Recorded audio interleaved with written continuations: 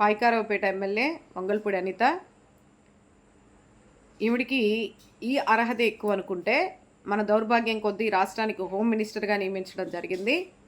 మరి వీళ్ళు పొద్దున్న లెగిస్తే అమరావతి గురించి ఒక విజనరీ లాగా మొత్తం కూడా యానిమేషన్ రూపంలో చూపించే ఒక భ్రమరావతి అనుకున్నారో ఏమో మరి తెలియదు, కానీ కళ్ళకు కట్టినట్లుగా 17 మెడికల్ కాలేజీల గురించి స్పష్టంగా ప్రజలందరూ కూడా వీక్షిస్తా, అందులో 17లో 7 కాలేజీలు పూర్తయినటువంటి పరిస్థితి అందరికీ తెలిసిన విషయమే. అయినా సరే ప్రజల్ని ఇంకా పిచ్చోళ్ళను చేయాలి, ప్రజల్ని ఇంకా పదే పదే అబద్ధాలతో మభ్యపెట్టాలి, ప్రజలే కదా వాళ్ళే వింటారులే అని చెప్పేసి ప్రజల్ని ఒక విధమైనటువంటి విధానంలోకి తీసుకెళ్లాలని చెప్పేసి ఈరోజు నోటికొచ్చినట్టు ఏది పడితే అది విచక్షణ లేకుండా అధికార గర్వంతో కళ్ళు మూసుకుపోయి, ఒక్కొక్క సామెత కూడా ఉంది, పచ్చకామెర్ల వాడికి లోకమంత పచ్చగా కనిపిస్తుంది అన్నట్టుగా ఈరోజు పచ్చరంగుతో కళ్ళు మూసుకుపోయి మీకు కళ్ళు ఏమన్నా కనిపించకపోతే బహుశా మా వైఎస్ఆర్సీపీ కార్యకర్త వచ్చి మీకు దగ్గరుండి మరి మీ కళ్ళు కనిపించకపోతే భూతద్దాలు ఇచ్చి మరి అక్కడ స్టడీ రూమ్ ఎక్కడుంది, ల్యాబొరేటరీ ఎక్కడుంది, ఇవన్నీ కూడా మీకు దగ్గరుండి చూపిస్తారు. కాబట్టి ఏది పడితే అది మాట్లాడి పూర్తయినటువంటి క్లాసులు జరుగుతా, రెండోసారి అడ్మిషన్లు క్లాసులు జరుగుతూ ఉన్నటువంటి 7 మెడికల్ కాలేజీలని కూడా ఈరోజు తప్పుడుగా ఫేక్ ఫోటోలు, ఫేక్ వీడియోలు పెట్టి ఏమీ జరగనట్టుగా, ఏమీ మొదలవునట్టుగా ఈరోజు ప్రజెంటేషన్లు ఇచ్చి ప్రజల్లోకి, సమాజంలోకి ఒక తప్పుడు సందేశాన్ని ఇస్తున్నటువంటి మీరు ఏమాత్రం కూడా హోమ్ మినిస్టర్ పదవికి అనర్హులనేది చాలామంది కూడా భావిస్తూ ఉన్నారు. తక్షణమే ప్రజలకి తప్పుడు సమాచారాన్ని, వాస్తవాలని తెలియనివ్వకుండా అవాస్తవాలని మీరు ప్రజల్లోకి చేరవేస్తున్నందుకు మీ పైన తక్షణమే చర్యలు తీసుకోవాలి. అదేవిధంగా హోమ్ మినిస్టర్ పదవికి రాజీనామా చేయాలి.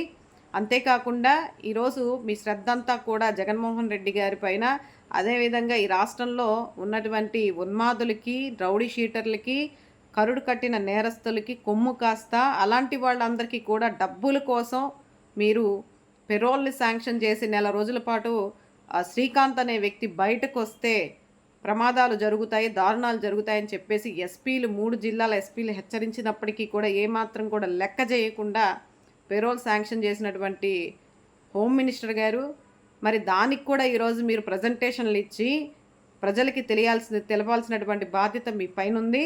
మరి ఎందుకు రౌడీ షీటర్లకి మీరు పెరోల్ని శాంక్షన్ చేశారు, దాని వెనకున్న చరిత్ర ఏంటి, అసలు ఇవ్వాల్సిన అవసరం ఏంటి, దాంట్లో మీరు డబ్బులు తీసుకున్నది వాస్తవమా కాదా అని చెప్పేది ఇవన్నీ కూడా ఒక ప్రజెంటేషన్ రూపంలో ప్రజలకి ఇవ్వాల్సిన అవసరం ఎంతైనా ఉంది. అంతేకాకుండా ఈ రాష్ట్రంలో జరుగుతున్నటువంటి మీరు ఏదైతే శాఖ హోమ్ మినిస్టర్గా ఉన్నారో మరి రాష్ట్రంలో లా అండ్ ఆర్డర్ని పరిరక్షించాల్సిన బాధ్యత కూడా మీ పైన ఉంది.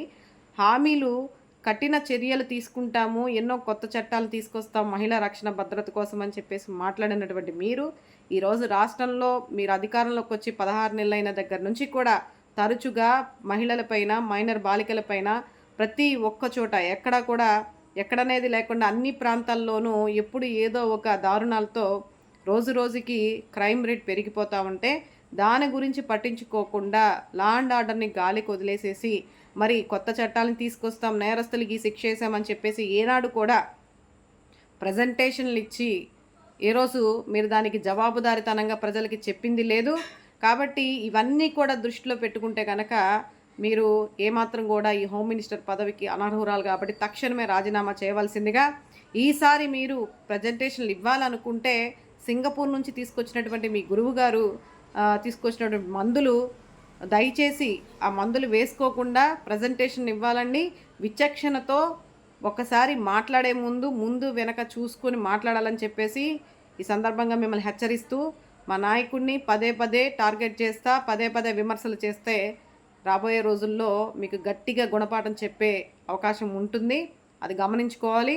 అంతేకాకుండా ఈరోజు మీరు చాలా గర్వంగా, చాలా ఇదిగా మాట్లాడుతూ ఉన్నారు. ఏమని? ఎస్కార్ట్ ఇచ్చి విత్ ఎస్కార్ట్తో జగన్మోహన్ రెడ్డి గారిని తీసుకెళ్ళి మీరు చూపిస్తారా?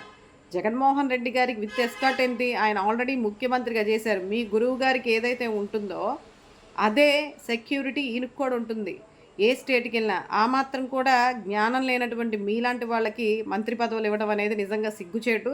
మరి ఈరోజు జగన్మోహన్ రెడ్డి గారి గురించి మీరు అంత వ్యంగ్యంగా మాట్లాడుతున్నారు.